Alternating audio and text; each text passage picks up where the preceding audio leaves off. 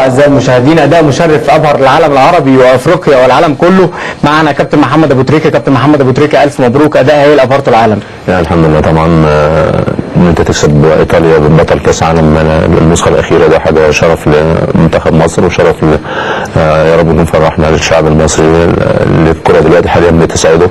واعتقد الحمد لله الاداء النهارده اداء مشرف ونتيجه طبعا نتيجه كبيره، واعتقد انما عندنا مباراه ثالثه، مباراه مهمه ان شاء الله نخلص النهارده ونفكر في مباراه امريكا، وان شاء الله يبقى عندنا الحظ ونكسب ان شاء الله ونعدي الدور الثاني ان شاء الله. بيتفسر بارتفاع مستوى المنتخب الوطني من المباراه الاخرى، خاصه ان احنا لعبنا مباراتين على مستوى عالي مع البرازيل وايطاليا. يعني الحمد لله هو دايما المنتخب المصري بيجي مع المعسكرات الطويله، يعني المعسكرات الطويله والدورات المجمعه اعتقد ان المنتخب بيبقى له شكل افضل، بيبقى فيه تركيز اكثر، بيبقى فيه تجمع اكثر، بيبقى فيه فكر الجهاز الفني بيقدر يحفظ اللعيبه، في تجانس، في انسجام، في اخلاص، في توفيق من ربنا سبحانه وتعالى.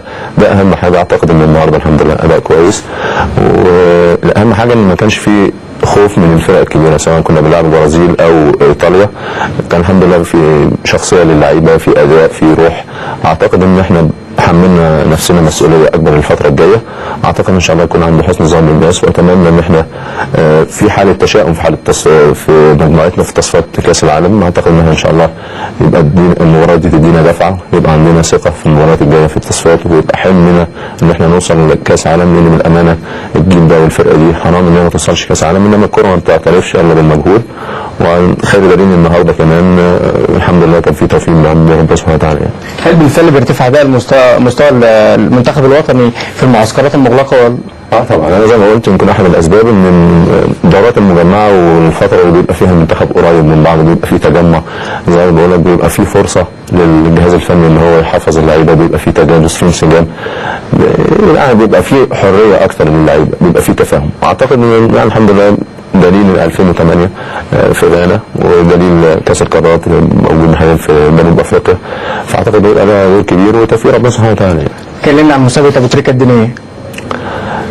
لا يعني هي حاجات بتبقى في المعسكر. اعتقد ان احنا لازم نبقى غالقين على نفسنا شويه، ودي اعتبرها من احد حاجات اسرار المعسكر، فاظن ما لهاش تفاصيل. يعني شايف ان الروحانيات والاخلاق العاليه اللي في المنتخب في الفتره الحاليه هي سبب ارتفاع اداء مستوى المنتخب الوطني؟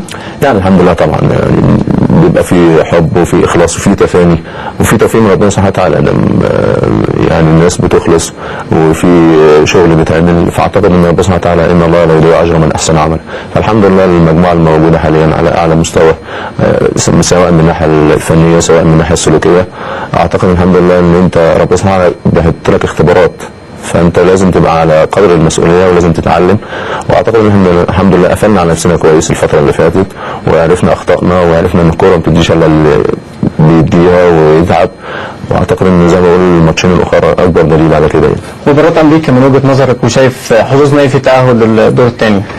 يعني مباراه صعبه طبعا. فرقه امريكا فرقه سريعه، فرقه قويه، ما يكوش على حاجه لانهم خسروا المباراتين قدام ايطاليا والبرازيل. في نفس الوقت انت ما عندكش وقت لراحه اللاعبين، لان مجهود عالي. لعبت في اقل من اسبوع مع احسن فرقتين في العالم سواء البرازيل او ايطاليا، فدي حاجه مهمه ولازم نتغلب عليها. اعتقد ان احنا عندنا فرصه كبيره ان شاء الله نعدي الدور الثاني، انما زي ما بقول فرقه امريكا فرقه قويه، فيها بتتميز بالسرعه والقوه، وزي ما بقول مش هيكوا على حاجه. فاعتقد الحمد لله ان احنا نبقى قادرين ان احنا ان شاء الله ما نفرطش في الفرصه اللي قدامنا ان شاء الله. ايضا تصفيات كاس العالم وحظوظ المنتخب المصري في التاهل لكاس العالم. يعني طبعا زي ما قلت الناس متشائمه شويه نتيجه ان النتائج المباراتين تعادلنا مع زامبيا واتغلبنا من الجزائر في الجزائر. فاعتقد ان احنا زي ما بقول كاس القارات ادتنا الثقه تاني ورجعت الثقه للناس فينا تاني. فاعتقد ان الفتره الجايه فتره مهمه سواء للمنتخب، لانها كلها 5 شهور ويبان اللي يوصل في كاس العالم. عندنا مباريات صعبه ومباريات مهمه، انما اعتقد ان البدايه ان شاء الله يكون في ماتش رواندا تبقى في مصر لما نرجع ان شاء الله. فاعتقد ان احنا قدامنا فرصه كبيره اننا ناخد مباراه على كل مباراه على حده، في نفس الوقت ما بنبصش للاخرين. انما اعتقد ان احنا زي ما بقول الجيل ده لا حرام انه ما يوصلش كاس العالم بالاداء ده والسلوكيات دي، انما زي ما بقول الكوره لازم بتدي اللي بيديها، فتعلمنا احنا الدرس، واعتقد ان احنا ان شاء الله قادرين ان احنا نوصل كاس العالم ان شاء الله. عارف ان مجله التايمز نشرت 3 صفح لمحمد ابو تريكه، وقالت ان وجوده في مصر وافريقيا حرم اكتر من مليار مشاهد على مستوى العالم من مشاهده محمد ابو تريكه. يعني الحمد لله، يعني الواحد الحمد لله ده فضل من ربنا سبحانه وتعالى، وفي نفس الوقت توفيق، وفي نفس الوقت اداء كمجموعه ككل. الحمد لله ما كانش في حد اثر سواء في المباراتين، فدي الحمد لله ثقه اعتز بيها، وفي نفس الوقت كل واحد بياخد نصيبه. محمد ثابت، الزميل محمد ثابت، اذا كنت تسمعني انا اتوجه بسؤال من الاستوديو للكابتن ابو تريكه، سؤال يطرح نفسه. خساره بطعم الفوز من البرازيل، فوز كبير على ابطال العالم، كيف سيكون اللقاء امام امريكا 1؟ هل هذا الفوز سيعيد عصام الحضري للنادي الاهلي؟ الكابتن عندنا حمد بيسألك، خسارة بطعم الفوز من البرازيل ثم فوز على إيطاليا، شايف مباراة أمريكا إيه من وجهة نظرك؟ ده رقم 1. رقم 2، هل عصام الحضري في طريقه العودة للنادي الأهلي؟ هو اللي جاب السؤال الثاني، انا لعيب في النادي الاهلي، بسلم على الكابتن عدنان والناس الموجوده في الاستوديو. بقول له ان انا لعيب في النادي الاهلي، ما فيش لعيب بيبقى له انه يبقى له الاختيار انه يرجع لعيب او يستمر في لعيب. في مجلس اداره هو الخاص بالشؤون الفنيه، ومجلس اداره على اعلى مستوى بيبقى له وجهه نظر، واللعيب لعيب والمسؤول مسؤول. اعتقد ان الاداء النهارده بتاع الحضري اداء ممتاز فوق الممتاز، واعتقد ان هو كان له دور كبير في النتيجه الحمد لله اللي احنا وصلنا لها.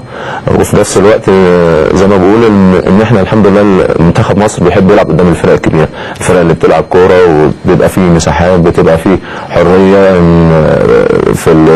في الاختراقات، بيبقى حريه في الباص. انما اعتقد النهارده الحمد لله ادينا اداء كويس واداء مشرف.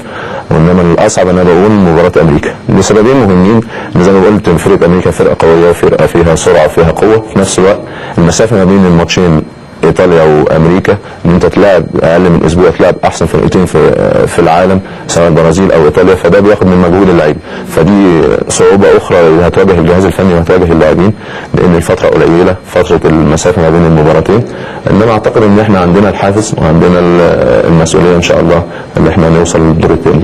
زميل محمد اذا كنت تسمعني، محمد كان له دور كبير محمد اذا كنت تسمعني رب هذه النتيجه لمنتخب مصر. طبعا يعني عصام كان النهارده اداؤه فوق الممتاز، وزي ما بقول ان اللعيبه بتاع ايطاليا النهارده كانوا مستغربين كل كوره ما تيجي يمسكها الحضري وينقذها، فهم كانوا مستغربين جدا.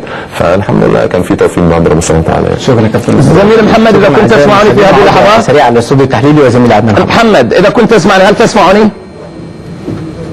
محمد تعالى زيزو.